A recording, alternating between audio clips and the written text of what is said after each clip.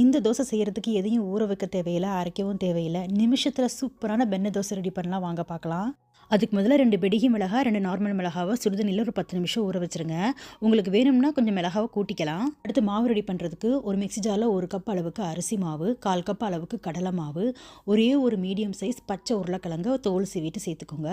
ஒரு 3 போல் பூண்டுப்பல், நம்ம ஊற வச்ச மிளகாய், இதை எல்லாத்தையும் சேர்த்து கூடவே தேவையான அளவு உப்பு, 1/2 கப் அளவுக்கு ஃப்ரெஷ் தயிர், அதுக்கப்புறம் கொஞ்சமாக தண்ணி ஊற்றி நல்லா பேஸ்ட்டு அரைச்சி எடுத்துக்கோங்க. இந்த கன்சிஸ்டன்சி வர அளவுக்கு அரைச்சி எடுத்துக்கோங்க. இப்போ அதை அப்படியே ஒரு பவுலுக்கு மாற்றி கூடவே இதில் 1/4 டீஸ்பூன் அளவுக்கு சோடா உப்பு, கொஞ்சமாக தண்ணி ஊற்றி அப்படியே கரைச்சி எடுத்துக்கோங்க. நல்லா இந்த மாதிரி தோசை மாவு பதத்துக்கு கரைச்சி எடுத்துக்கோங்க. இப்போ அடுத்ததாக தோசை ஊற்ற வேண்டியதான். ஒரு தோசைக்கல்ல சின்ன ரவுண்டாகவும் இல்லாமல் பெரிய ரவுண்டாகவும் இல்லாமல் நல்லா ஒரு மீடியம் ரவுண்டாக ஊற்றி எடுத்துக்கோங்க. இந்த தோசை உங்களுக்கு கிளியுன்ற கவலையே வேண்டாம், ஈஸியாக ஊற்ற வரும்.